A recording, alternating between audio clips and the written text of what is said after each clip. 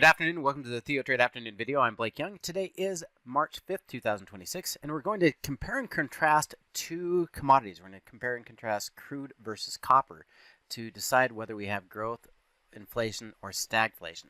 And to start with, I will have a note here on the fact that we've traded back and forth yet again for the last 4 days after clearing the low. We've just been trading back up to that zero line and rejecting it. The pressure is still to the downside for U.S. equities.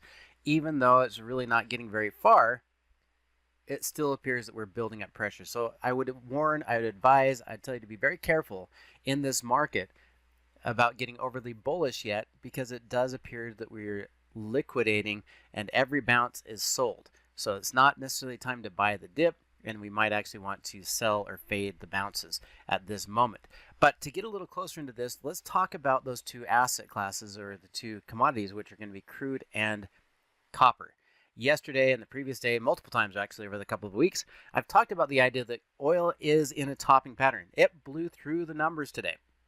I was looking for that 78 level, and we can see we broke through and pushed up to 81.04 already today.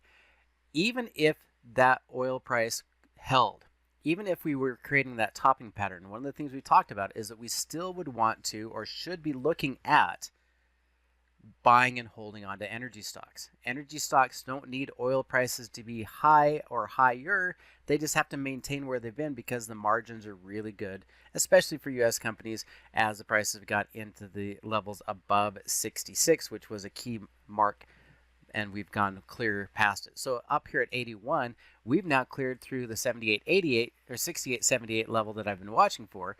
And now that we broke through that 78, we could see peak oil again. We could see us going all up to 90. 90 is the top of the year.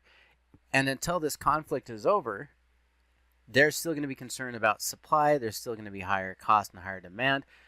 And this holding up is going to point me to energy stocks. Now, if we take a look at XLE as the top ETF for energy, we can see that we bounced up, and it's not super exciting. Just a little gap up, closed down, filled the gap already, and it's just at fair price at 56.41. But there are stocks inside of energy that are looking very promising. To start with, we're going to look at a couple of stocks inside this group, and I'm going to start with Devon Energy. So we'll start with DVN. And note what we did as far as the monkey bar, as far as breakouts, as far as price bounces, and this looks very promising to me. We've traded up to this level, we pulled back, we closed inside that oversold area of the monkey bar, we gapped up, and we're breaking out of the Bollinger Band, single deviation, and the pressure is building. Yes, we've been profit taking here if you're looking at the money flow, but this is a positive sign. As we're looking at Devon Energy, easy target's about to 48. That's a 10% move up in Devon Energy.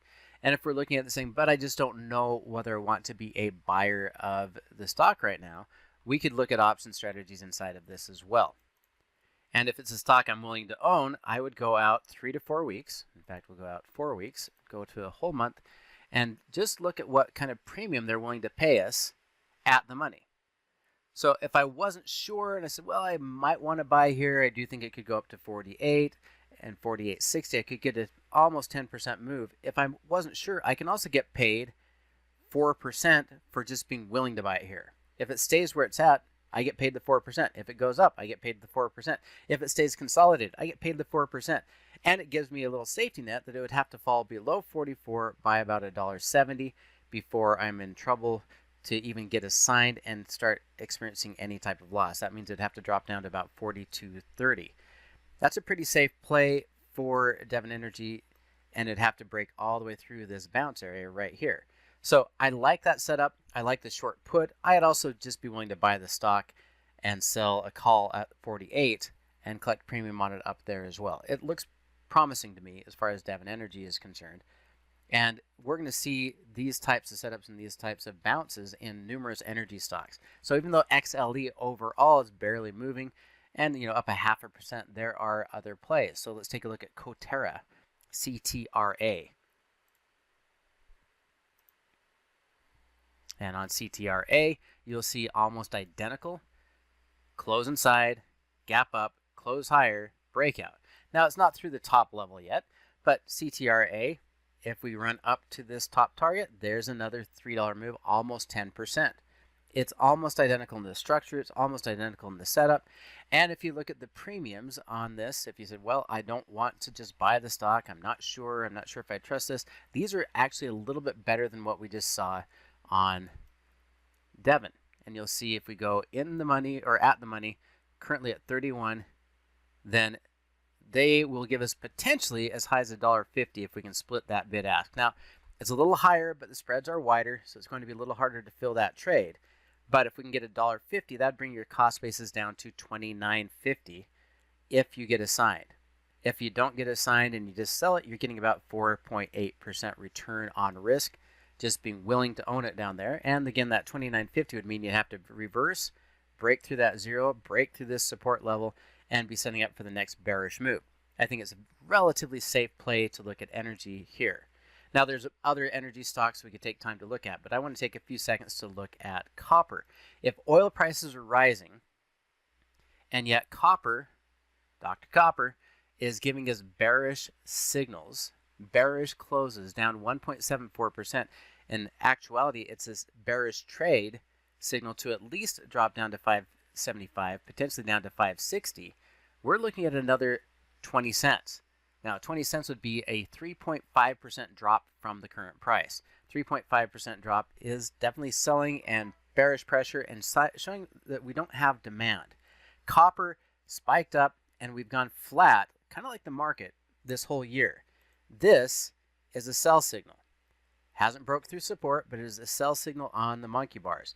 If we get down to this target, we're going to clear out all those lows. If it does that, the next major support level for copper is all the way down at 540, and that's a 10% decline in copper prices. Now, the move there, what would that tell us? It tells us that there's lack of demand.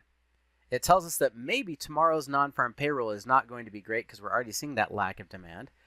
And if we're seeing lack of demand in copper and yet rising energy prices, this is oftentimes what happens in geopolitical conflict. We get costs going higher, inflation without growth, which is stagflation.